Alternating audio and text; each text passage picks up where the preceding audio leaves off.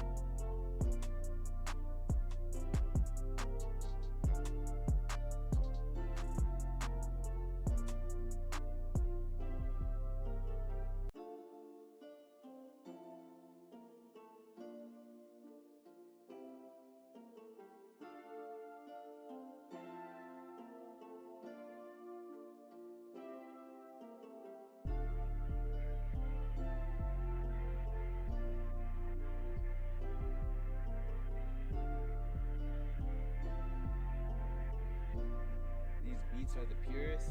Roll it.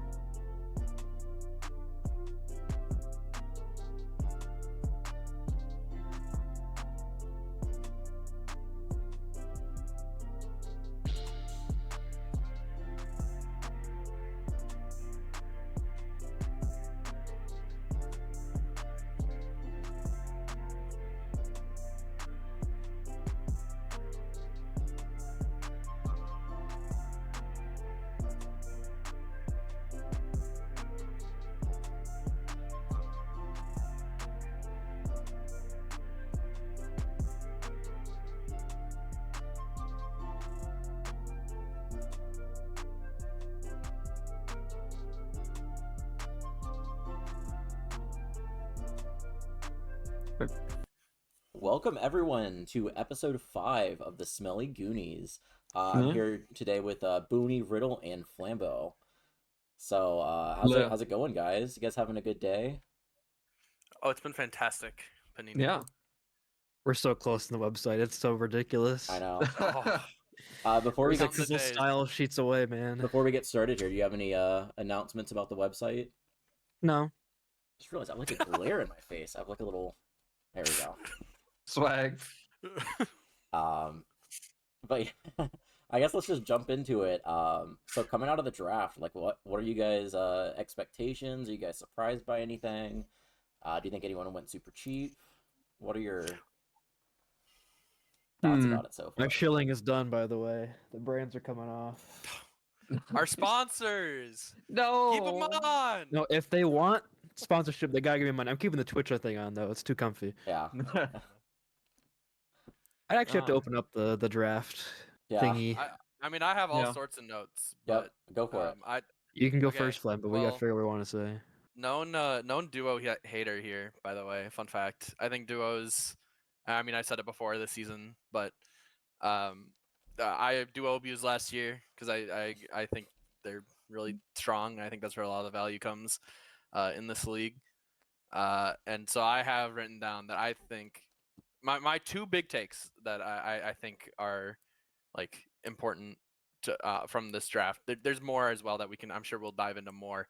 I think the only two duos that went for like a pseudo fair price were the Rec Cactus Elko duo and the Allegro Flip Flop duo, and that's mostly because the Allegro Flip Flop duo went to a team that everyone was kind of like, we want them to go to this team, we want them to play with this team, everything like that, right? That's my first big take, and I'm happy to dive into it even deeper if we want.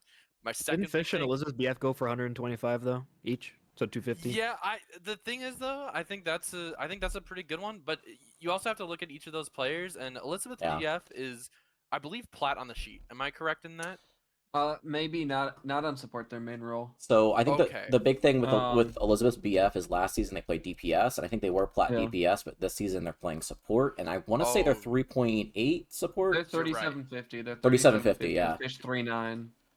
I still think that I would say then I think that one's pretty fair too. I honestly kind of forgot that was a duo. No offense, Fisher. Or that's the only one I can bring up. I mean, everything else holds up. What you're saying. I think those are both pretty fair. I mean, you can make the argument like Fish could maybe go for a little bit more known, like pretty honestly very strong shot caller and leader of his team. But I mean, again, that's why they got bid up pretty high. I think everyone kind of knew that whatever team ends up, they're gonna have both a shot caller and a really strong, already built out core of their team of what they want to run. So that one going for that price is also pretty fair. I'd say. I'd agree with you.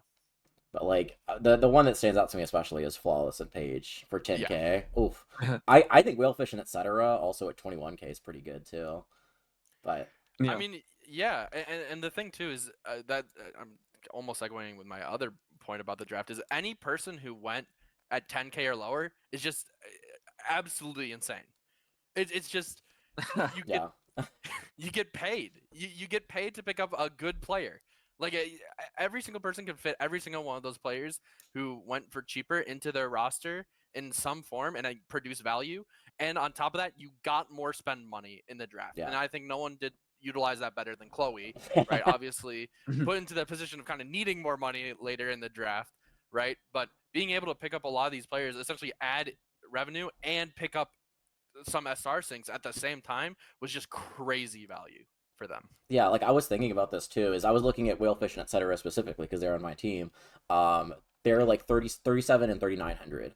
And I was looking at other people that were about the same price. And I think Loki is one that I was looking at. As like Loki's around that same SR, plays a similar hero pool. And Loki went for $102,000 compared to getting two players for 21,000 is crazy. So I don't know if part of that is like maybe you don't want to get like locked into those two players. Like I know having the duos, it makes it harder if you wanted to trade someone.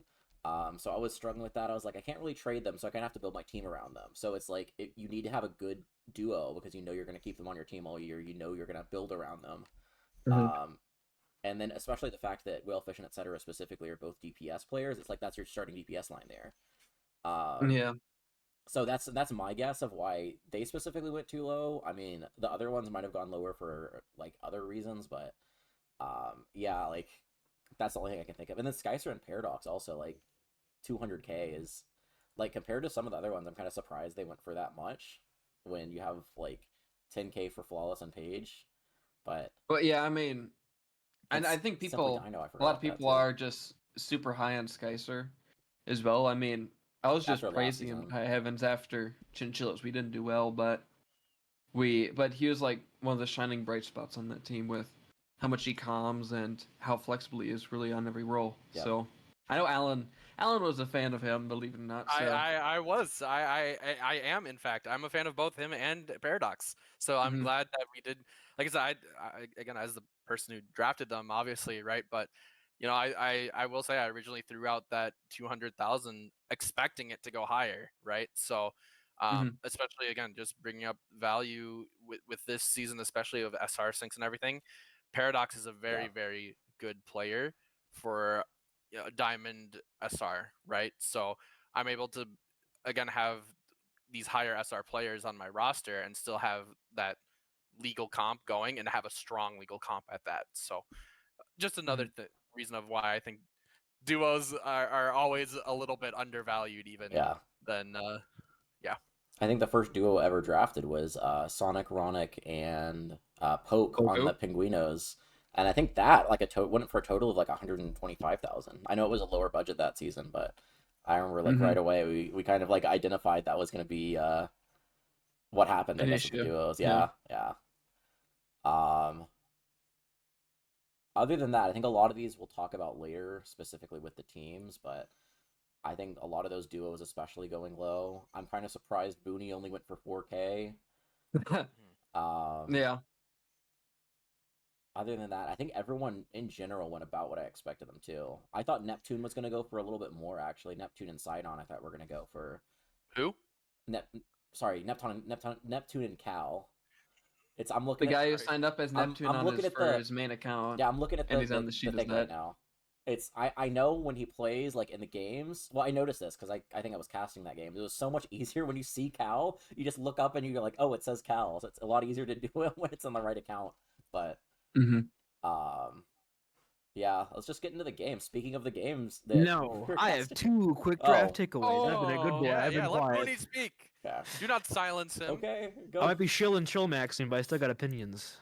One is just a funny thing that Chloe starts with the least amount of money, gets Niemza for near $500,000, and still has the most amount of money at the end of the draft with 7 players. That's just a funny reference. And then the big thing for me is insider information. Corey basically got his draft plan. Sub met for Invictus, and that's it. He got everything he wanted. So I thought that was kind of crazy how he played the draft exactly how he wanted to. He didn't pick a player until, I don't know, there's like 18 people left, and he just got exactly who he wanted. Like, I saw his spreadsheets, and it was just this team. Yeah. And he just subbed in Invictus or Met, and that was it. He got his team he wanted, so I thought that was cool. And he's left with $104,000 left, too, so... The biggest thing is Yoda for 233 too. I thought that was very cheap for him. After his... He was also disappointed he couldn't get Kath and Buns Brunson for 100K, so he could get the 500K trio, but unfortunate. Anyway, we can continue on. Yeah. Well, I'm actually glad you brought that up because, and sorry, I'm holding you hostage, Paninii. This may be your world, but You're I'm good. taking it over. I thought we were running out of stuff to talk about. I'm glad you brought up Corey because I actually had, and we can always talk, and I'm sure we will later about the winners and losers like draft wise when we go through like power rankings and everything like that. I have, based on draft strategy, I have Corey as like the winner of the draft. Just he had his strategy and he stuck to it, and I think he got a really like a solid team with that strategy and made it work. Right? I think I mean obviously I did it my first season, right, as with this auction style. I did a similar thing of just waiting, right, try to use the power of the budget, right? So I think Corey had a really great strategy. If these are the players too that he wanted, then this is looking very good for Corey, assuming he has that plan put in action. I think that's going to be a pretty good team, and we'll obviously see based on performance later on. Yeah, and then Booty, you had something else too? Me? I think you said you had 2 things. Yeah. I did. My first one was Chloe. Right. Players. Yeah. Gotcha. Okay, anything else before? All right, I'll say another thing. I'm taking over. I'm full of opinions. I'm full of opinions. Crack me open. I'll say then, I'm kind of shocked, honestly, that a lot of the lower SR value picks were pretty low, right? Yeah. Obviously, I mean, Frosty, everyone was looking at, right? There's a lot of contention for Frosty, and the fact that Nathan was able to get Frosty and Flawless still, he essentially got Flawless, Cat, and Frosty all for half of his budget. So, I mean, you cannot complain about that. But I mean, I'm looking at players like, Charbotron for only 100K. That saved the Kiwis so hard. If they didn't get Charbotron, that team was screwed. That was very good for the Kiwis. The Charbotron for 100K. I'm seeing Teddy M was, I believe, pretty cheap actually. 235. 235. Oh, never mind. It wasn't 230. No, who was I? It was the rookie. Asmodeus? I played with Scorpio. Scorpio for only 3K blew my mind. I mean, again, maybe leaks, but I think Scorpio's like the best gold DPS I've ever played with in my life. So Yeah. I think they could definitely at least contend at diamond level, right? And when you have a, I believe 2.3 right on the sheet. Something like that. 2.4, 2.4, right? Yeah. So 2450, yeah. and he's diffing diamond players in our other leagues. So again, the fact that Chloe was able to add again that power to her roster for that cheap, and again looking at people again, I bring up Frosty multiple times now, but 300k for another one of those impact players at a low SR sync. I'm shocked. I am still just shocked that we saw such a disparity in these values. I know part of it too with Scorpio is I think he was the third last, or either the third or the second from last player to get picked up. So at that point, he was the last. Oh, you're right. Last, yeah. He was the last because I remember Chloe. It was everyone was over, and Chloe. I'm like, I'll put up Scorpio, and then I mean everyone had their roster done. So I'm like, do you wanna? Drew, and then Drew was technically the last, but it was Scorpio second. Was he right? Yeah. Okay. And Chloe's like, so Mikey or Onmal didn't want Scorpio with the budget, and they couldn't afford it.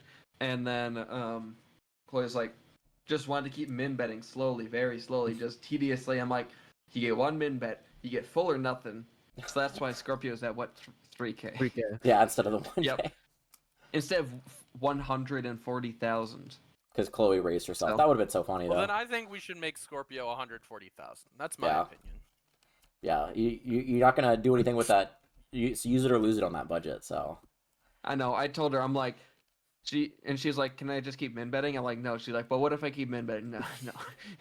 Basically, is what it was like. So I just cut it off at 3K. Yeah.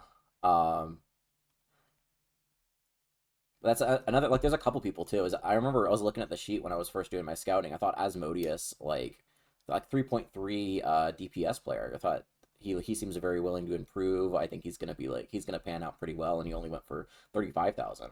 And it's like you have, again, compared to Frosty, he went for a tenth of Frosty's price. Mm-hmm. So just a lot of those disparities is crazy. I remember in like Sonic was telling me he had so much planning. He had I think like 70 comps that he made or something. Man, 70. Yep, when he was trying to like look at it, and like Poke was telling him, he was telling Poke that he's like, I've looked at this so much that you can tell me a player, I can tell you their SR on their main role, and he just kept doing it over and over and over, and it was nuts. But he had Asmodeus in like every single one of his plans. Yeah. Like, because he's basically can just 1-for-1 sub himself out. Yep. So. That's crazy. Mm-hmm. I mean, honestly, good for Sonic to recognize that and jump on it, right? But wow, I could not. I mean, maybe we'll have to ask Nuttier too, because I'm sure Nuttier probably has about 70 as well. So. No, he has. He had like 40 some. I've access to his only 40. Only they broke only the second 40. Let's we announced the SR cap. They broke. He had like 70 ready, and then it just shattered once he left 50 SR off the table. Mm-hmm. Oh man. Okay, well, I think everyone on those teams are probably happy to hear that. Then, yeah. That they were meticulously planned for. They were crafted. Yeah. You guys have anything else about the draft? No. Okay. Let's get right into our week 1 games. So, first game, FlamboJambo's adorable Alligatos versus the Lunar Collie Lumalees. So, I was really surprised about how I don't know if lopsided is the best word, but how decisive it was, I guess. I thought it was going to be convincing. It was fairly close from what I remember watching. Well, it was a 3-0, so I thought like the. I know, but I mean, it was a 3-0. But let's be honest, the maps were pretty close. Exactly. Yeah. It's like. I think. I mean, maybe it's copage. Maybe I'm huffing a lot of copium, but our first map for sure. We probably could have won. On Samoa, I think there is. Again, I think.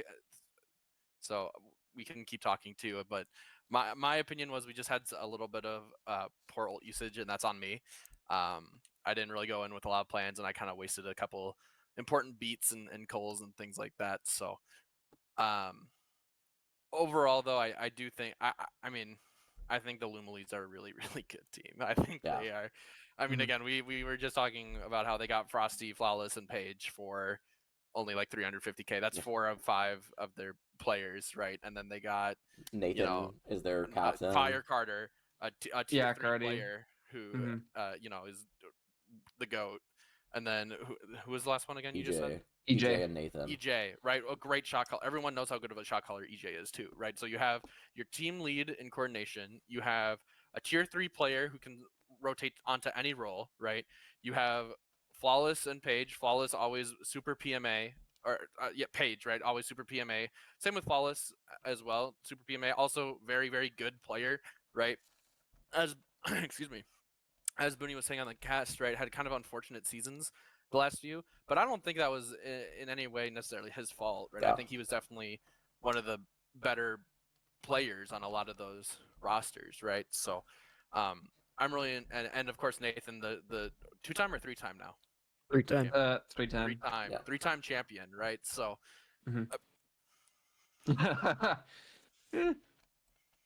Yeah, I think they're going to be good. I think a lot of people have them as, if not their top number 1, like I think a lot of people have them in their like the top 3. So yeah, I think that's going to be a spooky team. This didn't go through. Interesting. But yeah, so that, and then the Alligatos, like, I mean, looking at the roster, you have a lot of talent on that team. So that, I think you guys should, like, regardless of that first one, I know it was a tough matchup, but I think you guys should still be in a pretty good spot. We, like, Sidon back-to-back finals appearances, so you can never count out Sidon. Who? Yeah. Ow. I'm still looking at the sheet. If I'm not looking at it, I'll figure it out. But... I'm gonna do that to you every time, Paninii. Well, I hope you know that. Then I'll stop calling him his dead Refer name. to him as Alligatos DPS player. Alligatos There we DPS. go. Ooh, Oh, no, tank, yeah. actually. Excuse you. You're right. Alligatos more role player. Yeah, there we go. Yeah. Yeah, I mean, I remember seeing the warm-up scrum, I think, or something that you had. And Sanemi and Seneca looked really good. Yeah. Oh, Yeah, So I'm very happy with the rookie prospects. So I also just wanted to. I looked at the schedule. I was like, you know what? The Alligatos, they had a rough first start. It's bound to get better, right? Shanghai Sailors in week 2, which people are thinking are probably one of the better teams. well, we actually share a schedule with Corey's team, so we'll see. You know, maybe we have. I think again, in my biased opinion, I think these are 2 of the better teams for sure, and I think this is gonna be one of the toughest starts. So we're gonna see. We're gonna be forged by the fire for sure. So I'm excited personally, but you know, I think the big takeaway for us as a team, and we don't need to talk about our team a whole lot, right? Because obviously it's only been the first week, but and I'll say here, I was very proud with my team's performance, right? Obviously no one ever wants to lose 3-0, but everyone stayed positive. Everyone was still talking, communicating. We still went in with plans. We still did what we were going to do, what we were planning to do. And, you know, we went out and we were all still happy with our performances. We're looking on to the next week. It's going to be, again, I'm not going to sugarcoat it. It's going to be very tough, right? We are foreseeing it to be a very difficult matchup, but we're aware of that. We're going to lock in. We're going to do our best, and we're going to just, again, pursue forward, not let this potentially slow start slow us down the rest of the season. Need to be a believer. Yep. Exactly. And shout out to Flawless for being a Broncos country writer in chat. Yeah. Always appreciate the love for that team. That's another thing. I was about to say that earlier too. Is he's had when we're talking about the rough teams he's been on, the fact that Flawless got drafted and for like 6 weeks was on the random jimmies is a tough way to start. But yeah. Anyone have anything else about this game, or you want to get into the next game? I think the next one. Oh, I mean, we've kind of said what we want to about that one. Yeah. Alligatos are still a good team. Lumalees look poggers. I don't know what else to say. Okay, next game was the Bunger Brigade versus the Sleepy Slimes. Oh my god. I can't. I was in this one too. Yeah.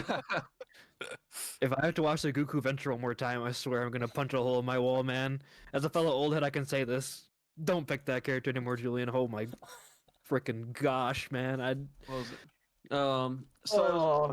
Earlier I played for a ringer team against the Sleepy Slimes, and he played a lot of Venture there on that scrim too, and it was inspirational the first part, but towards the end at least, he was getting a lot better.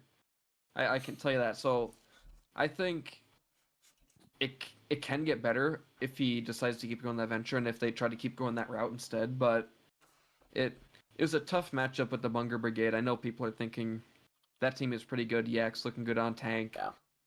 All these different players they have, Melon, Foost, I believe they have, are looking good. So But I mean, despite that, the Sleepy Slimes do have some interesting talent on the rookies, especially Tukipuk. That guy was yeah. putting a lot of work on Tracer. Performed a lot better in that game compared to the scrim that I played as well, which is good. It was unlucky that they're down Muffin and Teehee, though, with Flambo Gang subbed in for Teehee. No, excuse me, Muffin Loves on the support mainly. So that really, I mean, I know that limited their comps because I know they want to play the Goku tank a little more, and I think that Teehee kind of allows that to happen. So yeah. There's a lot of interesting things that happened that match. And it's just like, I mean, Corey Nathan kept bringing up on the cast. It's like they just don't seem to really have like a leader right now, which I think one will probably emerge after a week or two. That's just because we have a manager, not an actual captain that everybody has to kind of listen to. I know that Julian is vocal, and he was probably calling a lot of those stuff. That seems like a Goku special. The old Reaper May statue hold on King's Row is it's popular in 2016, so it's obviously a Goku call. But actually, sorry, but it was agreed upon. But yes, there's just some interesting stuff like playing the Ramatra and Arisa full time that Nathan kept bringing up that wasn't quite working out. So I think just once they figure out a little more how to play with each other, a lot of rookies, but I think this team could probably make some stuff work. Yeah. I mean, again, being there, right, and I can kind of maybe reaffirm some of those statements, right. I think the Slimes are definitely like really good. I think the problem is it's all in right now. It is individual talent. I think this is going to be a team that's going to be scary, like 3 or 4 weeks from now. Honestly, I think they still have a little bit of a rough start ahead of them. And again, I think a lot of that was it was pretty much me and Goku making a lot of these calls early, and again, this is in no disrespect to Goku, full disrespect to me. When we're the first two dying every fight, it's a little tough for us to keep communicating in the fight. That wall ride in King's Row C, man, that was tragic when you had Pete. Oh God. I thought you could just go around that corner, right? So I'm wall riding, and it just stops me right in front of Melon. He just headshots me with a rail, and I'm like, oh, awesome, okay. And I had Pete too. We were gonna flip the fight, and it's over. And I felt so bad. I know, because I was spectating. I'm like, oh, Flame's gonna drop a beat this fight. The second I went on, and the Lucio falls off the wall. I was like, oh. It was a tragedy, and I definitely apologize, but you know, Sleepy Slimes are out for blood. They're gonna target me week 3, so we'll see, or week 4, I think. Whatever week is our. I think it's week 4. Week 4. Yeah, it's week 4. They're gonna kick, frick me up. Yeah, you don't want to get banned. I don't want to get banned. That's fair. I'd say the most impressive comp from the Bunger Brigade is, I mean, could probably be that Jack and what was it? The Jack and Yak DPS. The Ack attack as Jackie. I call it Jackie. Yeah. That I believe then I had Melon on tank. Mm-hmm. Yeah. A lot of that, like I wrote in the power ranking thing, is it just depends on what Jack wants to do, because I think that's their best comp, but Jack wants to play a lot more support. Yeah, because I remember this time around. I was talking to Nuttier earlier, and it sounds like Jack. Well, he's been like this in recent seasons too, but he really likes playing a lot of Mercy. So I don't know if it's going to be like Jack only wants to play Mercy, or he's willing to play other stuff as long as he still gets some Mercy play time. What exactly is going to go on with that? But he's playing Moira at least. Yeah, I know he likes Moira too. He likes Moira and Kiriko and like Weaver. So yeah, we'll see. That's always like the big question is like, because he plays so much stuff. It's like, what's your main comp gonna be? If you swap any situations, like what would you swap to, and how's it gonna work? But I guess we'll see the further on in the season we go. But a little early to tell right now. I can glaze for a second. Am I allowed to glaze for a second? I don't know what you mean by that. All right, I'm glazing Yak because I think he is, in my opinion, one of the. Again, I think he's one of the best players in Aurora. Honestly, I know, especially the value he brings. He's diamond on tank right now, and you saw how he was just dominating the space department. on Arisa yesterday. It was yesterday, right? Yeah, yesterday. Yeah. He's just dominating that space as a diamond tank, right? And then moves over to the Tracer, and I think he maybe died twice the entire series on Tracer, while also keeping so much pressure on everybody. And again, playing that's the with one FlamboJambo in spawn on Lucio. Well, didn't get me. Didn't get He me. didn't get you, but he he didn't just get me. the entire He got team. Cuckoo, but not me. He missed the target. While riding too clean, got out of scot free. Going literally around the border of the maps because I knew he was sitting there waiting for me. But again, playing with him so much, I think what's really good is from what I've heard, Melon is a really good shot caller and leader on the team, as well as Nuttier. So, and I think that's really good for Yak. Again, playing with him on the Hedgehogs and playing with him at Madison and everything like that. Yak is really good at just doing what he's asked, right? And they go in with the plan. Good listener. Yeah, he's really good at adapting and doing what's needed of him. So I think having Melon, having Nuttier, obviously the Nuttier Yak has worked well in previous seasons, as we all are aware of. But I think I listen. Who was it that preded? I think someone had to write this down of Yak winning grand finals this season. Nathan. And I think it could happen. I think it was Nathan, right? Let me check. I had the spreadsheet. Got to open I it just up. posted it in podcast. It was Nathan. Yeah. All right. Yep. Nathan, you've brought up your own opposition, so we'll see. Yeah, I don't know if he's expecting to draft him or I don't know what's going on with that. I'm trying to remember who was. I think someone was in a bidding war with Nuttier for Yak. It might have been Nathan, but it was someone. Maybe. I can't remember. You guys got anything else on that game? It was Nathan, according to chat. Yeah. According to a primary source himself. Yeah. Okay, let's get into our Preds for the rest of the week. There's 4 games left. So yeah. First off, let's talk about the Kathmandu Kiwis versus the San Antonio Stinkers. I think that's the one today, right? That's the one later tonight. That's tonight.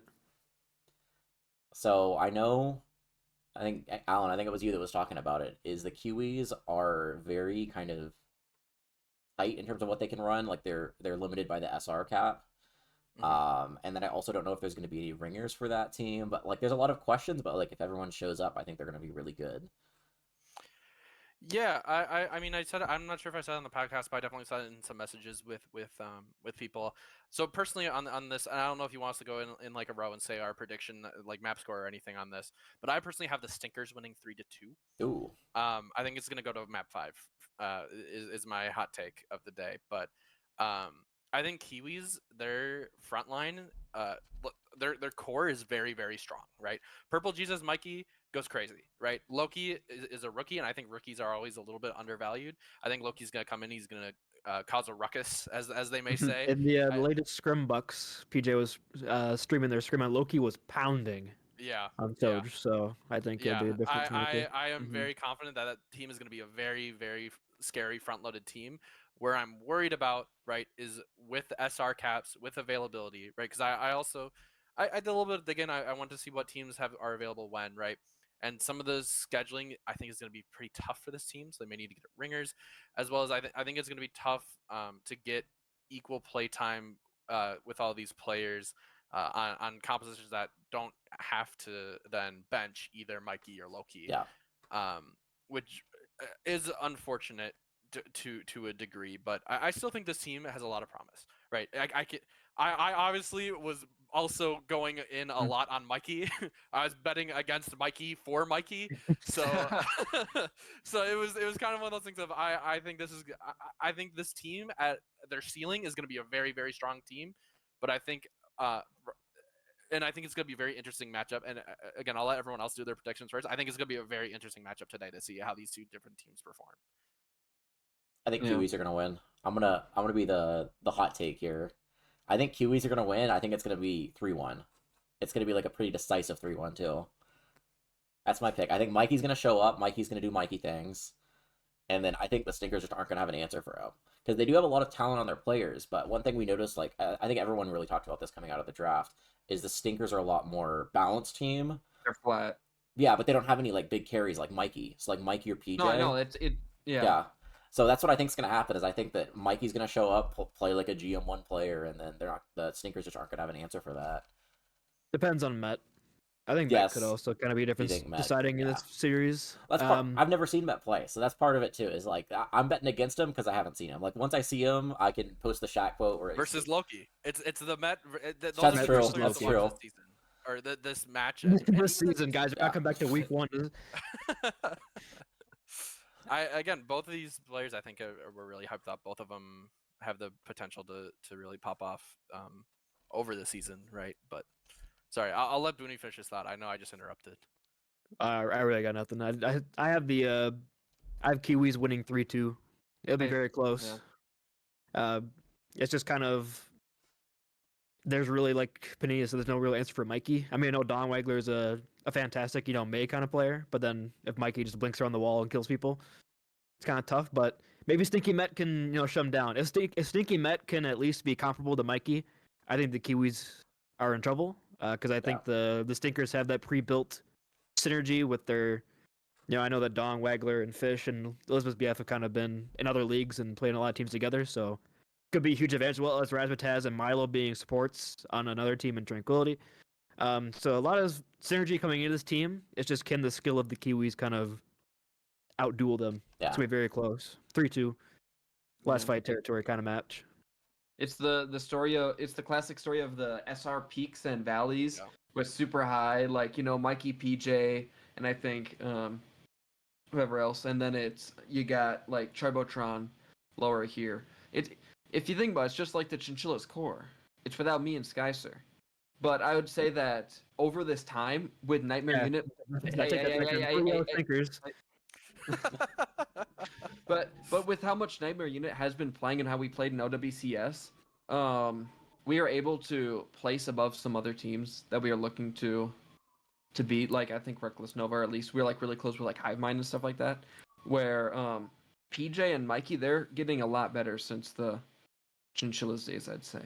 So it's like they're coming back a lot more, and back to those Pushins kind of days. Yeah, exactly. So I could see it. I'd agree with a Kiwis 3-2. I know they scrimmed. They're down HV in the scrim. Yeah, because they also have HV on that team. But they're down HV in scrim, but I can confirm HV will be present tonight. That's good.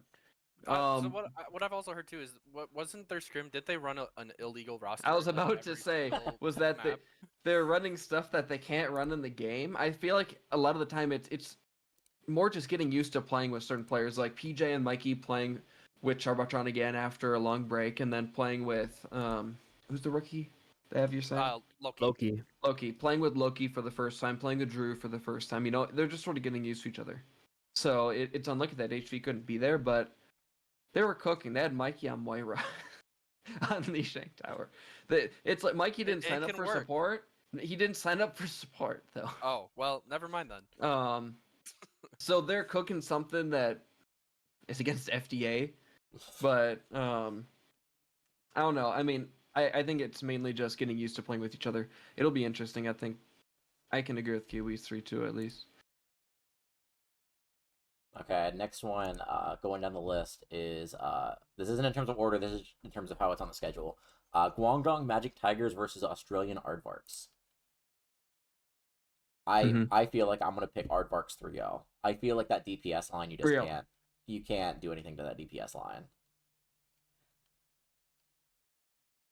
So I'm going to give my counterpoint. Yeah. So I still have Aardvarks winning, but I have Aardvarks winning 3-1. Yeah. Okay. Chloe can only run that DPS line for one map until then. The next two maps, she has to swap out that DPS line. So my opinion is right. Still gonna be. I still have Aardvarks in 3-1. I also think the Tigers are a pretty good team, and we could talk again. We're gonna go over power rankings later, right? Obviously, but Quinn, Chloe. Very good. Booney, again, especially I think with the ball buffs and Winston being in a pretty decent spot as well, is going to do some pretty big things. No pressure, but I think you're going to do some big things. The funny thing is people forget that 1x2 championships didn't play Ryan a single time in any of them. Yeah, I know. Like I'm a Winston, Ball, and Ramatra players to win a championship. That's what I'm saying. Like, I mean, people are expecting you to come out and play Reinhardt, and I'm like, this isn't a Reinhardt team. This is going to be like Booney's a gonna ball play team. It's more like Winston, or if needed, Ramacha or Risa, right? But I don't see that happening too frequently. As well as you might be on rotation, right? You have Silent Storm as well coming in on tank, so I don't know how that might. He'll get to play the hammer guy. He'll get to suffer. But I have Aardvarks are going to win just because again I think any team with Chloe Quinn, and again I don't mean to disrespect any of the rest of the Aardvarks because obviously your team is still built out very strong. Again, I also am high on Scorpio. I did bring that up earlier. I think Scorpio's a really good player. I think teams aren't going to be able to deal with that pressure early. I think they're just going to have that bonus of when everyone is not really used to playing together as a unit, you're going to have a Tracer Sombra or Tracer Genji, which I think is their plan, just tearing apart your entire back line, and a Ball Winston just in there helping them do that, right? So it doesn't really matter. I'm helping. I'll just go stand there. I'll just be menacing. I don't know. I'll sword damage. Greetings as I jump on in. But yeah, I think again this is the team that I have kind of opposite of a Slimes, where I think early on this team is going to be very strong because people are not going to know how to deal with this pressure right in their backline, and then later on once we see what this team does week by week and what they need to do, right, then teams are going to realize, okay, here's how we're going to play around this team, here's how we're going to prepare, right? And I think this team is going to either improve as a unit and stay at that threat, or other teams are going to foresee that they're a threat and have to take that step higher. So I really think this is a solid team right now. I think that's fair. I also, you can't go sleeping on the Law. The Law's the GOAT. True. That's true. Mm-hmm. I'm not gonna say anything. This is my game, so I'm gonna stay quiet. That's no fun. I hope for a good match, Guangdong Magic Tigers. What about you, Riddle? Well, what's your pred? I think Magic Tiger's gonna win. I think I could see it being 3-2. 3-2, so you think that's gonna be close?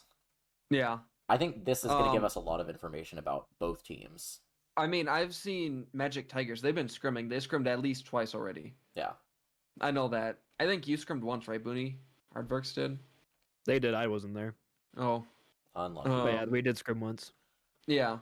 And, so, I mean, on the Magic Tigers, you have Alco. I feel like Alco is able to put up a good, good pressure against Chloe and Quinn a lot of the time.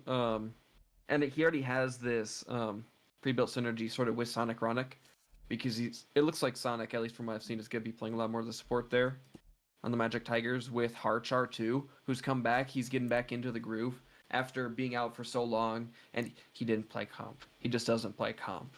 Yeah. But he's sort of getting back into it, and he's getting a lot better. They're testing comps with him on DPS, and Elko, when he goes over to tank, he has to play Doomfist. But I feel like I could see it. It's like the same thing as well as the Kiwis, where you got the peaks and the valleys, right? Yeah. You have the peaks, the DPS for the Aardvarks, and their support is a lot lower SR wise. So and like the Magic Tigers is a little bit more balanced. So we'll have to see if that changes anything. I feel like the Tigers are able to do it though. Yeah, I think they're gonna put up a fight, but I think, like, especially if everyone's there for the Aardvarks, you get like Booney jumping in, you get like an Echo Tracer on your backline. It's just, we'll see. If they don't execute their dives or calm their dives, I think the Magic Tigers would like more consistently be able to win, as long as there's just no pop off plays from the Aardvarks. But I think that should be a very interesting match to watch. So, okay, next one. Please don't do it, guys. It's the Richfield Rats versus the Copenhagen Corsairs. Surely we win. I'm gonna do it. 3-2 Rats. No way. Literally the only reason is because the Rats have played together for so long. That synergy is way better than I think you guys can cook up in like a week. That's literally it's 3-2, and it comes down to just experience diff. That's all I got. If this happened in 2 weeks, I'd take the Corsairs at almost every time, but I'm betting on the Rat synergy. 3-2 Rats. No way. I will say originally that I sent, I had Corsairs winning 3-1, but that was under misled information. And I think the big thing for the Corsairs is, again, it's just gonna be rotations, and I think Solly's a really, really good player. Again, I think they're one of those players that if they're on tank, they're gonna kind of dominate the game. But I think Fedora is also like that. So I think it's gonna, in this week 1, is the funny Torb guy gonna be able to take on the brawling massive tank guy, right? So wow, that's so smooth. what can I say? I'm very linguistic in my free time, so I like to study the dictionary for fun, honestly. The encyclopedias in my back pocket. Big thesaurus type of guy, really. Farmer's Almanac. But yeah, so I did swap over to Rats 3-2 just because now that so the misinformation was I had that Rusty wouldn't be there this week, but now he is able to make it, so I have that change of, okay, this team does play together. They've played together so much. They know how everybody plays. They're gonna go in. They're gonna have fun, and I think those are some of the best teams in the league, or teams that just go to have fun. I.e., Athens Axolotls. Just putting it out there. Very similar team and composition. Yeah. And everything like that. So. All right, I before we move on to this match, I want to mention, Paninii, what the hell is the point of that light behind your head? You have like the wrath of Ra, the sun god, coming through on your right hand side, and you have this little light bulb on behind your head. What the hell is that thing doing? I have a lamp over there, and the lamp is on. Like, I don't know what you want me to say. Curse of the... Put a lampshade on it, man. There is. He's part of the team. What is that light bulb doing to that room? It's not a light bulb. There's a little lampshade on it too, but it's for some reason, like duck your head down so you can see. It's like, look at that. What's it's angled like towards the camera, so I don't know what you want me to say. Here, I'll set up a little bit so it doesn't show up. There you go. I just think it's funny that you literally like you're on the sun. Your apartment is 123 like Star Road, and you have this little freaking light bulb on behind you. Was it too dark in there? You had to get that little extra juice, or what? I gotta be illuminated, guys. Okay. I got my one light bulb going in my room. It's supposed to be in the front, illuminating you. I don't got enough space. It's not supposed to. It's giving you a little back shadow goes crazy. I'm in the basement, so I have to have my lights on. You can see the sun is trying over here. It just has no chance over here. Yeah. Anyway, we can get Rats, RiddleDog. Who's gonna win? I'm a believer in my former team. I feel like the Corsairs can make it 3-1. I feel like we're overrating, or at least you guys are overrating, like the previous synergy for the Rats. They haven't played together in so long.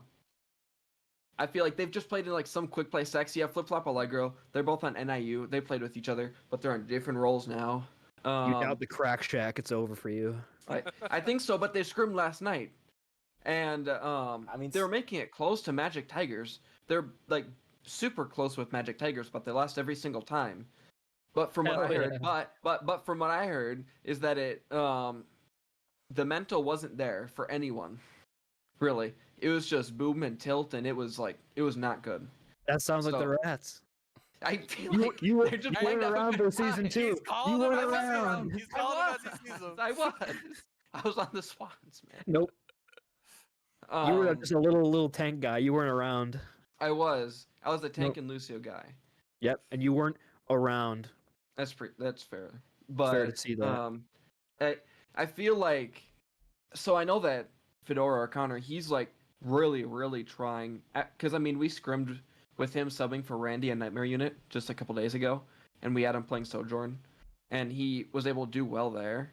So he's like trying to really, really get better at Tracer and Sojourn. A lot of the time, he like was grinding out just last night by himself, just like a Tracer code, custom code, sort of just try to keep getting better. So I can see a lot of the time him doing that. Yeah. And maybe we'll talk about this more in Power Rankings. My leaks are that Fedora does not want this to be his sweat season. He just wants to sit back and play the game, and he wants to, but he doesn't want people to tilt. He doesn't want to tilt. He wants to be able to do well. It's like you're not gonna go in and be like, whatever, we lost. They're not those types of people. Yeah, that's fair. They're not built like that. We'll have to see, right? We suck. This is awesome. We're giving drama. We're giving if they're getting rolled, if they're gonna be getting rolled by Elko and like everyone on like any team, then they're not gonna be having fun. It doesn't matter. They're still gonna want to try to do well. So I mean, so that's what. Yeah. I could still see like the Corsairs. It's gonna be because they have Riley. You have Zeus, right? You have Sly. He's able to make it now. Yeah.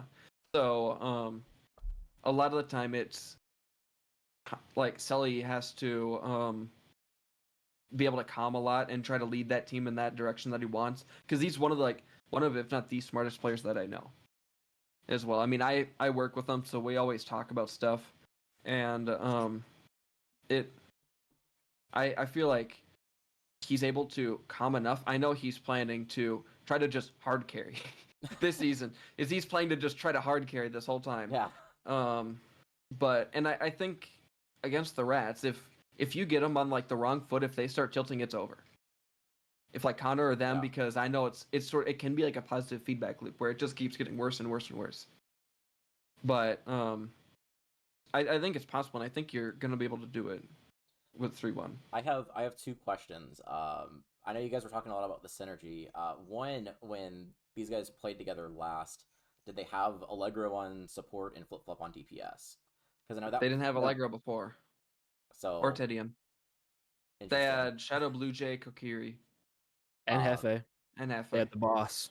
I do think having Allegro and Flip Flop off roll might be questionable. Like, I guess we'll see how it goes. JB performed well in the scrim from what I saw. She performed fairly well. Okay, I didn't see the scrim. So that's another thing, is like I haven't seen it, so I'm just I don't know what to. Sorry to offend RiddleDog. We didn't mean it. Oh no, I'm just saying. I'm just saying. So low. I go, sorry, man. I don't.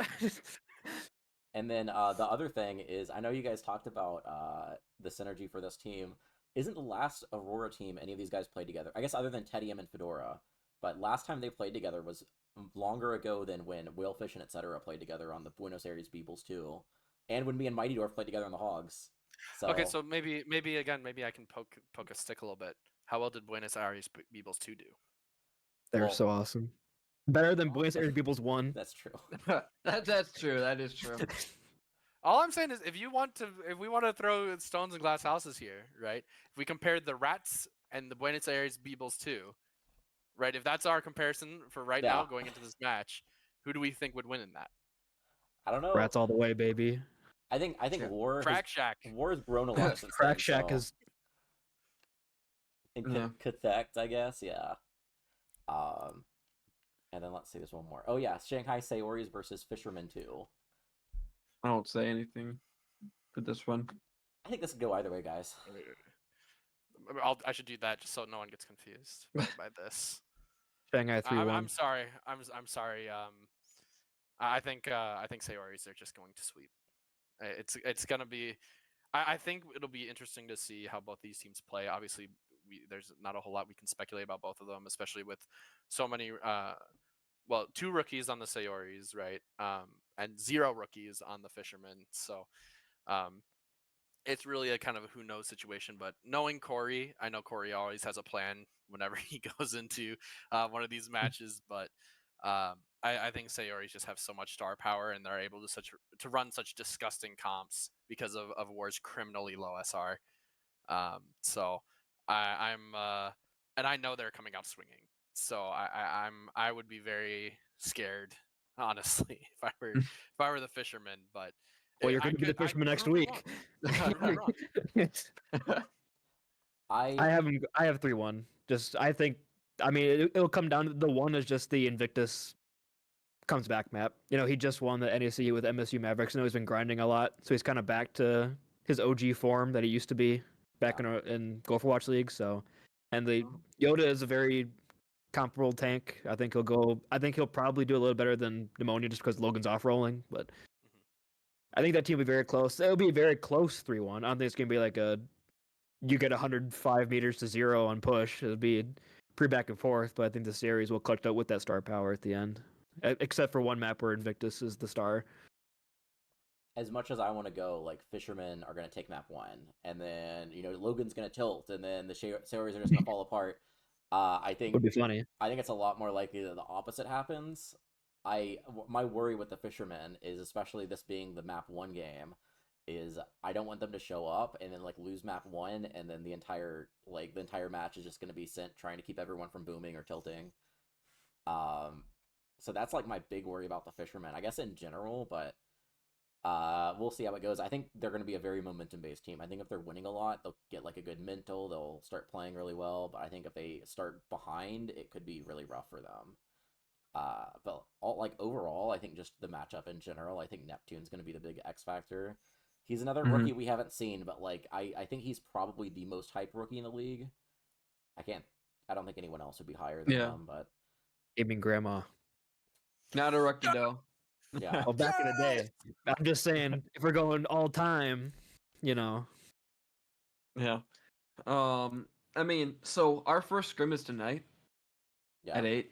But it's the same time as the match, and I mean, a lot of these people on our team is just super hyped. Like Neptune is like, he's so giddy, he's like bright-eyed and bushy-tailed, he's so ready to game, and he's just been in so a roar long enough. he's excited to do something, and I feel like with me being on the team now instead of Sly, with me knowing Logan and Poke and playing with them for the first time here, and like I wanted to play with them for a while, and vice versa, that if Logan starts to tilt, I'm able to bring him back a lot easier. It's like a lot easier. It's like Sly, he's just how it happened on the Chinchillas was he'd get boomed and he'd go quiet. Yeah, but yeah, same with Broncos. But it's like I'm able to try to bring them back, and I feel like if Neptune keeps being as positive as he is in like the tech chats and everything, then and like War, he's like super. Just join the BC, just start slinging slurs at their first lost fight. Average Overwatch player. Yeah, so I don't think with the trade coming through, the only trade it's not gonna be as big of an issue with Logan, or at least like the mental. I agree. I was gonna bring that up too. I'm glad you did, Riddle. I was just gonna say, especially post this trade, I mean, Poke as well is a very, Poke is very good at, rationalizing the team and saying, look guys, this is what we need to do. Let's stay focused.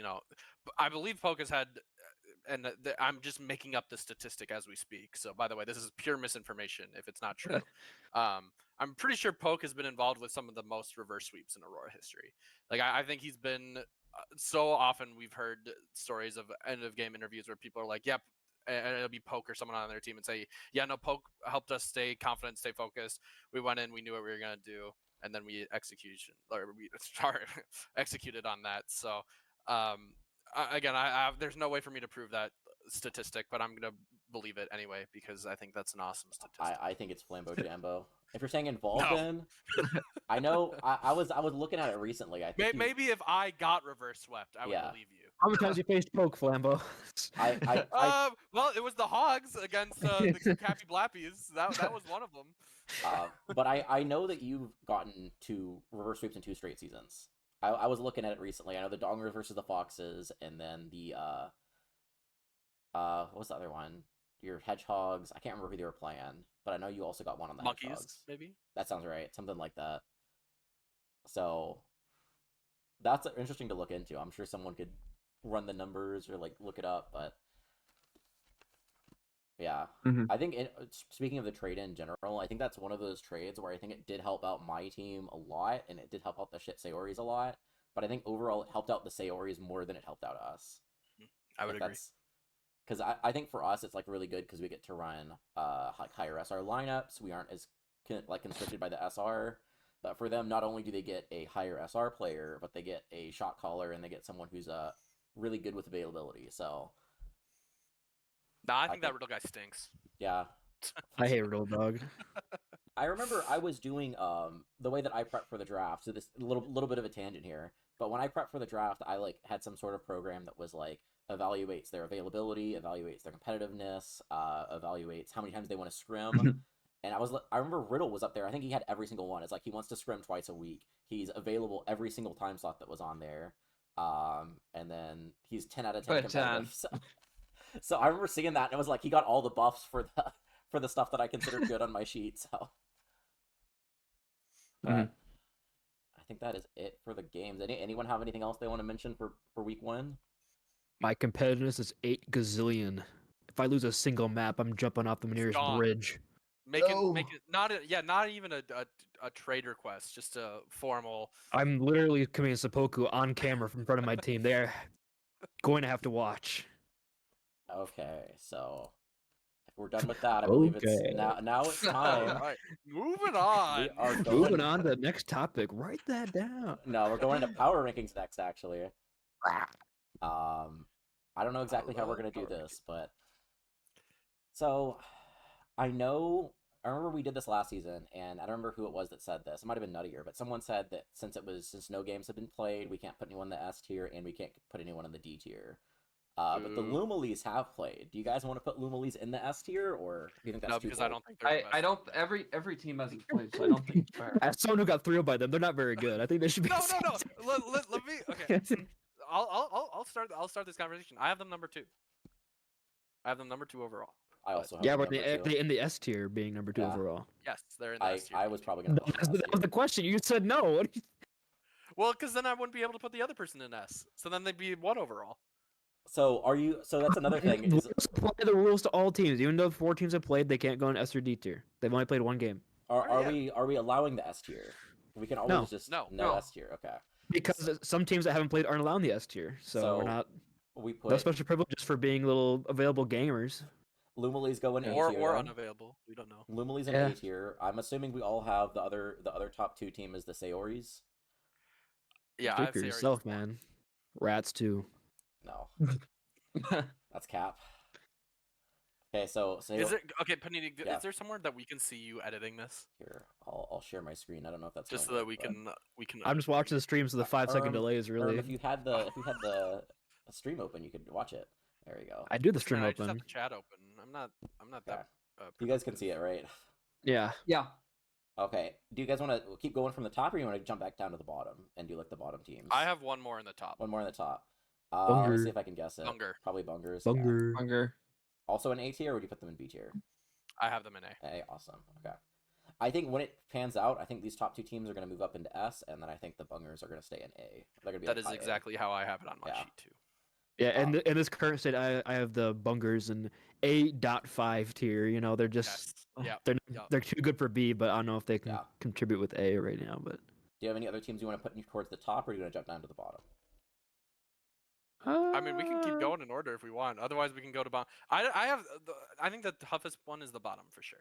Okay, so let's there's like I think going on from here, there's a lot of haziness again because we haven't really seen them, but I think there's a lot of just hazy placements going forward. Personally, yeah. I think what we should do is, in fact, we should put the Farmington Fishermen in B tier. They are the gatekeepers to me. Like, are you better or worse than Farmington right now? I think so. I think it's I good. feel like I can see the Stinkers. Yeah, I was gonna say. Doing that. I have so yeah. I'm saying we should start from the middle and work our way around. So I'd be fine putting the Stinkers right around the Fishermen right now too. I would put them probably Fishermen a little bit above. I have them. I have it right there. I have at least like. I was gonna say Stinkers above the Fishermen, but I would put them right next to each other. They're the same thing as the last year, the Gatos and the Chinchillas. Chinchillas. We were very wrong about that, but I think if we could put them on top of each other, we probably should. Yeah, that's fair.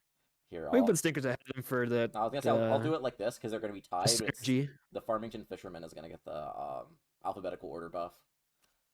Cool, that works. So if they're the gatekeeper, who else would you consider like above them? I have Aardvarks at 4. Ooh, interesting. I go Aardvarks and Gatos back to back. Back to back above, yeah. I think so. I was gonna say I'd put them a little bit below, but I'd probably put them together. But let's just go ahead and put the Rats in C. We know they're ending up there anyway. Just put them in C. Slime's probably in C. Yep. Yeah. The only other team left here that I have in B is I have the Magic Tigers, but I have them lower than Stinkers. But like I the don't end know of if B. If you guys agree with me or not, that's. I'm fine with that. I feel like I'm high on the Magic Tigers. My worry for the team is I think this is going to be again. I think this is a good team. My worry is it's 6 people who signed up main role DPS, and then 1 person signed up main role tank, and again, availability concerns.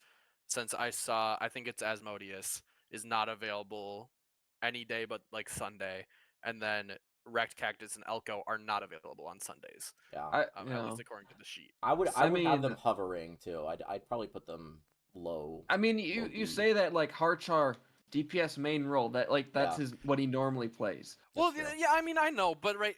So maybe I'm applying bias, right? And my thing is right, from my perspective of like my captain, thought process is, I think people are going to want to try. This could be completely wrong. Again, this could just be misinformation. I think people want to try more on their main role. If people are asked to flex and they didn't sign up in that flex role, they're going to be a little bit more frustrated and maybe not as vocal and gelling with their team. Now, granted, Harchar I know is real. I've played with him before, obviously on the Fenix. Harchar is one of the coolest people I've ever played with, right? So I'm sure it's going to be fine for him. And Sonic, as well as the captain, likely does not care, right? But when we get into some of those rotations and some of these players who are new to the league and maybe aren't really familiar yet with the having to do rotations and things like that, that can be a frustrating position, right? And sorry, go ahead. But they still sign up for the role. If they really didn't want to play it, they wouldn't have signed up for it. That's true. What Flem was trying to say is, even though you're willing to play it, you might not try as hard. Which I know, but what? I don't see why you wouldn't try as hard if you're not on the role. You're still good. I feel like you'd try still as hard if you're not on your main role. I think it depends on the person too. So like, there's some people that I know are definitely like that. Like, there's some people who are like, if I'm not on my main role, like I'm gonna request a trade, or if I'm not on my main role, I'm just not gonna be trying. But there are some people out there that just want to be competitive and are willing to put in extra work, even if they're not like playing a role they're comfortable with.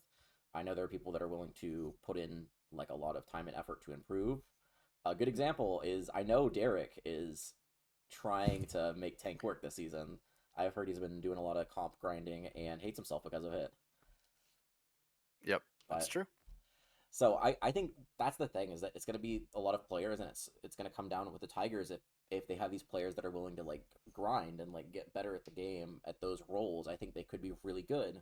But if they're just not having fun, or if they're not able to kind of make it work, or if they're running weird comps, I could see them doing very poorly. So I think the Tigers is probably the number one team in terms of like the disparity I could see them finishing with. They're the Fiji Frogs. I guess. Not as extreme. Not as extreme, but I would. That's kind of my just a reference of. I could see them being in A tier. I could see them being in C tier. Volatile. That's the word I'm looking for. I could see them being very volatile. The reason I have them lower rather than higher, just despite the fact that I think they can move a lot, is it's another one of those things where it's like, if it's something I've never seen, I'm just gonna I'm gonna underestimate it, and then just say that I'm wrong. If it's I like Derek, I've not seen him play tank. I know he's like a very good player. I know he's a great teammate, but just because I haven't seen him play tank, I don't have as much faith in the team as a whole. But I think if they show out and he plays really well on tank, I am more than willing to admit that I'm wrong and bow down to the overlord, Mr. Wrecked Cactus himself. But I think until I see that, I'm gonna have them low in my own power rankings. I can agree with that. I think if Derek shows up and they do well, they're going to shoot it really quick. Yeah. I agree. I think leaving them low B is probably good. I think in mine I have them like very high C, but I'm fine with. Speaking of high C, high C's, Pirates, Corsair, C tier. No way. Agreed. No shot. I have them over Rats, despite I have Rats beating them this week. But same here. I literally, I'm gonna go back to say I picked the Rats because Paninii said don't do it. I thought it was funny. I don't know what's gonna happen. Honestly, I was trying to argue my point I didn't believe in very often, but I think that we have the Kiwis below Corsairs, by the way. I think Kiwis below Corsairs. I think we have the potential to have a big upset. Yeah, I think these three are the bottom three. I will say I have Kiwis as my bottom ranked team, but I don't think that's fair to the Kiwis. Yeah. I think it's fair to the Slimes though. I hate the Slimes. Well, I just think the Kiwis are so proven, right? Mikey PJ are on a team together again. And here's the deal: they have one season where they went winless, and they have one season where they won grand finals, right? And then what I'm seeing again with the Kiwis is, as RiddleDog brought up, this is the Chinchilla's core again, except instead of Skycer RiddleDog, you have Ninja Drew and Loki, right? And HV. And then you still have to make these rotations And in HV. a lower SR average, right? So my opinion is, for now, I have Kiwis low, just because, again, I'm so worried on those rotations, how they're going to cook to get these legal rosters. And what I'm worried about is that even if they do so well in their core, like, system, everything like that, I'm worried that any of these rotations, if they don't iron it out and have that plan set in motion, it's going to be really tough for them to come back in some of these games or close out games. I think that's fair. I want to say one thing about my team before we move on. I think everyone this season is underestimating Whalefish and etc. I think they have a lot of talent. I know they haven't been like doing well in the seasons. The past couple seasons, they've been on some pretty rough teams, but I think overall as players, I think they still have a lot of pop-off potential. And they are second to Sully Poi Oaks. So I would agree. My statement on the Corsairs, and this is why I also have them kind of low, is I think Whalefish and etc. are really, really good players when they are not the carry DPS on the team, right? Yeah. I think when they are the secondary, if you have someone like Chloe or like Quinn or like Cal, right, on your team that is drawing all the attention towards them, I think etc. can just click heads for free without much pressure. Same thing with Whalefish. Whalefish can go in on those backlines as Tracer or Genji or whatever, or Hanzo, whatever he decides to play, right? I think, and I hope they prove me wrong, right? I like both these guys. I think they're awesome to play with and hang out with. I'm just worried if they have that clutch factor to be able to sit there and say, yes, we as that DPS line are going to be able to compete against DPS lines like Elko or Cal or Neptune or any of these players, right? And they're going to put up those kind of numbers against them as well. Yeah, we'll see. I guess. Well, 2 more days, and we get to the banger the banger of the week: Rats versus Corsairs. Yeah. Early Dirty Fountain Bowl candidate. Anyone else want to write that down? Any changes you guys want to make to the power rankings at all, or are you guys happy with this? No changes, but I know the one we're gonna be the most wrong about is the Kiwis. I know. No, Sayoris haven't played a game yet. They're gonna be C tier. Don't just wait. Kiwis will probably end up top of B. Yeah, that's where I have them now. Interesting. I would be okay with that, right? Like we can all pin this on FlamboJambo for being wrong if that comes to the case, but that is why I'm just worried about the Kiwis, just because I'm worried about, again, how they're going to play, what their plans are. Yeah. And once we see that, I'm totally okay with them moving up. I'm just saying, every time that Purple Jesus played a Nepalese themed team that he's captained, he's been a top 4 team. And I'd have 2 nickels. Nepalese Narwhals and Pankara Pushins. Oh, interesting. Yeah. I guess we'll see. But other than that, I think we're good with that. I think we send that, and then I think other than that, we just gotta write that down. So let's go. Oh boy. Yippee! Here, give me a second. I gotta get my thing to load in, and there we go. Okay, so do you want to go over, Booney? I know you have the list. Do you want to go over the ones from last week? Yar. Gotta pull it up though. All right, here we go. Things that came off the board, starting with me, is I had no team of GOON1Es in the man-on-man tournament. And my other one didn't come off, so 1 for 1 for me. Paninii, you said fancy you'd be able to show up to the man-on-man on Sunday for the finals, start and win. He didn't show up, right? I'm pretty sure about that. He showed up to every game except for the finals. Yeah, that's... Riddle had Poke's team win the man-on-man. He also said that we wouldn't have to ask people to be captain. I believe that's correct. We just went with the signups. No, we were 1 off. Oh. Sadly. I gotta stick to it. We were 1 off. We had 11, and we needed 1 more, and Dong was our savior there. Oh, okay. So. For the viewers, we had 1 come off. Is Frosty will go for over 100K, which was from Nathan. And who could have thunk it? Nathan did it himself. So a bit of cheating the starting from Nathan's bid is part. at like 150. I mean, like, there you go. And for 100K, we really should have brought some up on that one. That's a really stupid idea that the through. Like, guys, I think personally that RiddleDog go for more than $5,000. Like, No. I don't know, man. So, update on the score is me and the viewers are both at 50%, and then we have RiddleDog and Paninii have yet to get one right. Dang. So, I go for the crazy ones. I try at least. I do too. there are still some stuff on the board. Paninii has his team going second overall this season, regular season. And I have a below Masters captain / manager will get top 2. The guests have Yak will win season 5. Those are the 3 that are still on the board. Okay. There we go. Write that down. Is done. I got one of my new ones here. I don't know if I'm doing 2 or if I'm doing 1, but I know the one that I want to send is Well, we always start with the guest first. Oh, the guest has right. That's pretty true. I came prepared. I have 2. So can I also share? I technically have 2.5. So can I share my half first? Because what happened is it already happened. So it feels cheap to like say it. But my half was my write that down. My personal write that down was again that the Sayoris will be involved in a trade at some point in the season, and that already happened. So I can't count that one. But otherwise, one of my next. Here, we'll give you the soundboard. Oh, good job. I can't. I don't have the soundboard. Oh, well, I hope it was a yippee because I love yippies. No, It's a. Yeah, I can play a yippee though. Yippee! There you go. Thank you. So I will go then with my maybe less controversial, and well, I don't think either of these are like super controversial, but one that I'm worried someone might steal from me is I have something that's only happened twice before in history, as I write this down.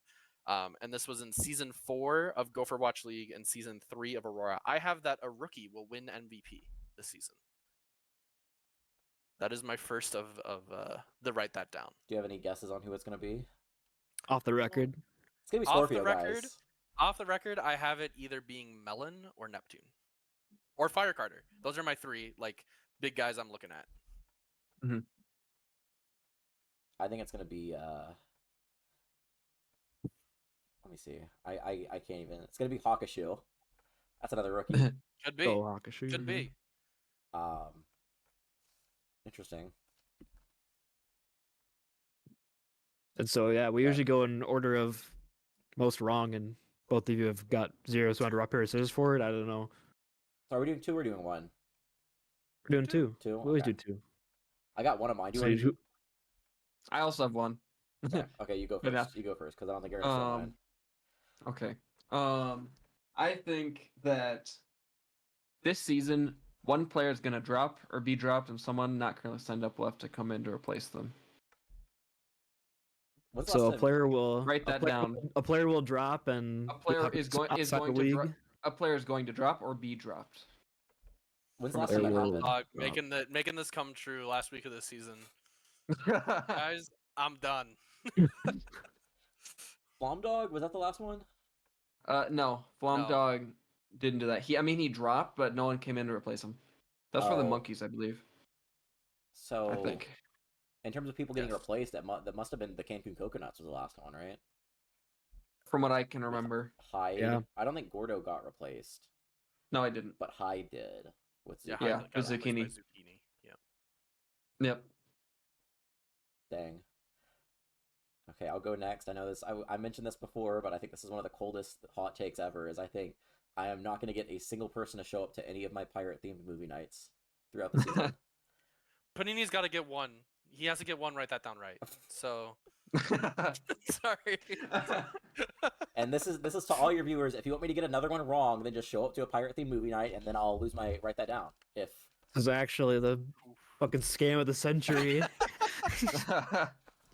People show up to us movie nights. It's like paying taxes. You can either prove Paninii right, or have to spend 2 hours with them. Which one's the greater crime? What's worse? Sorry. I didn't mean that. I'm sorry. I have an update. War message me. Drop you in grand finals. Don't care right before a match. You're in the grand finals. You're just getting dropped regardless. Your season could be over. He's just dumping your ass. I'm trying to look at the schedule. I had one for write that down, but I forgot what it was. I have 1, 2. Okay, write this down. Half of the remaining games in week 1, which there's 4 games left, so at least 2 of week 1 will go to map 5. Interesting. That's a good one. I Right. I think that's a good. That's a solid probability, but also could be a surprise. Matches. Fuck, I can't type. 1 will go to 5. All right, Flambo. We're not doing Snake. Okay. No, we always reset back to the guess. Okay. I was sorry about that. My second one is, so correct me if I'm wrong. I believe we are tracking stats now, like officially, right? Stats are back, yeah. Mm-hmm. Mine is actually stat related because I think stats are awesome. So, and I don't think we've had a stat write that down yet. But so write this down, okay? The most played characters in each role is going to be Tracer on DPS, Lucio on support, and Winston on tank. No Those way. are the 3 most played. I was with you characters on each until Winston. Hey, write that down. Hey, Peyton, write that down. That That would be a sweep if it goes through. So, well done. Go and mark that down as a sweep. All right, RiddleDog. All right. Write this down. I believe that Teehee is going to get most improved player this season. Can you win most improved because he didn't play last season? You can improve over the course of a season. Oh, that's fair. Yeah. I guess it'd be up to what Fedora thinks is most improved is based on what you did last season going into this one. That's kind of how we've always done it. I mean, how I've evaluated it before was like, it's like over the course of the season, you're able to see someone improve. So and like comparing those 2 points. I gotta put this out here too. So who decides the most improved? Is it just Fedora or is it the entire admin team? It's the Overwatch admin team. Well, it's usually him, and then we give our opinions on it, and we are completely like he doesn't care if we change it or not. We're able to argue it. So this guy's gonna have an entire like 40-page paper written about why Teehee should win most improved player, so he can win his. He's gotta get one right, man. He's gotta get one right. He's gonna pull a Nathan and manifest it. They're gonna drop Teehee and then give him most improved player. No, they're gonna drop him at the start, right? And then pick him up. Nothing's gonna pick him up. The replacement of Teehee is Teehee. No, he's gonna go to a different team. And then they improve because they weren't able to play week 1. That's how you rig a vote, if I've ever heard. All right, Paninii. I'm gonna do another one that I think is gonna happen. I think within 1 week of the new prod application being released, I think within 1 week there is going to be a major issue, and the game will not get prodded because of it. It's gonna like break. Be positive. It's gonna be awesome. I think it will be, but I think it's gonna be one of those things where it takes a while to kind of like fix all the bugs, and then once it gets fixed, I think it'll be very good. So we're gonna say it will break and force a scuff cast, or force a no cast, or just say it will break. I'll just say it'll break. I'll say that we would need to figure out a backup plan, whatever game it breaks for, but. Okay. I'm looking forward to that one coming true.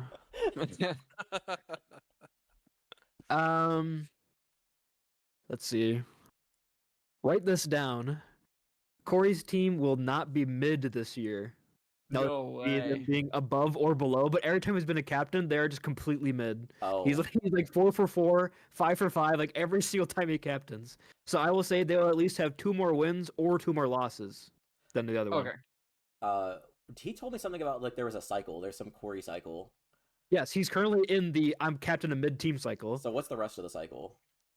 So captain of mid-team. It starts off with Corey's stock being low. Season 1 of Go for Watch League, he comes in and wins the championship.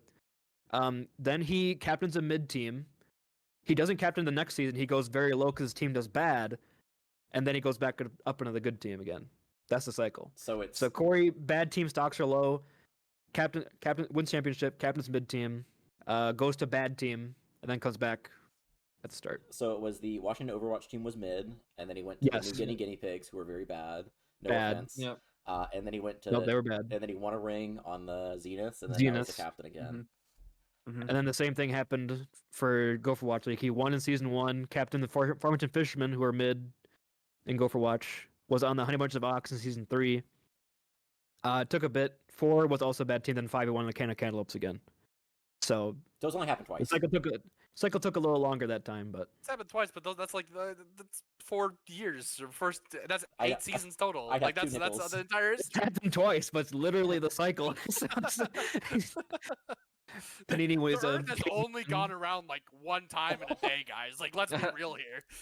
Panini being a caveman, see the sun go up and down. Wait a minute, this isn't the cycle. It's only happened twice.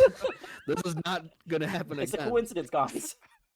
Guys, the Great Ball of Fire in the sky only comes up when we do this cool dance. It doesn't do it regularly. Jeez. Yeah, is that it for write that down? Did we get everyone? I believe so.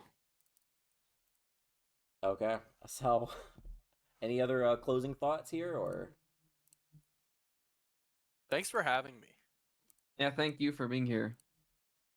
It was fun. There we go. I always love Yap. People know I love the Yap. You know what we should do from now on? We should have like a power rankings where we rank our guests. All right, so am I that middle mid tier, or am I like decidedly bottom D, and then we build up from here? For Flambo. I'd say you were a top tier guest, FlamboJambo. I enjoyed having you on. That warms my heart. Thank you. I hated Muffin Lumps because his fucking write that downs were so weird. What were they? The Storms Pugs will get played for the end of the season. What the hell? Pugs will have a feedback thing. And then feedback one. Yeah, feedback will explode. Evans have to get involved. During playoffs, yeah. During playoffs, yeah. So good. Yeah, we'll get on that. Oh, I got it. We'll get on that power ranking for guests. We gotta do the end of the season. End of the season, we power rank all the guests we had. True. Yeah. Other than that, thank you again, FlamboJambo, for joining. As always, we appreciate your golden presence, your shining little smile that hurt there. You to say. You can be that hurt you. You don't need to lie to me, Panini. Yeah, thank you guys for watching. Good luck to all these teams this season. It should be a really fun season ahead of us. And then Booney, do your little saying thing. So Thank you all so much for watching. Stay safe, stay healthy. Have a great streaming, everybody.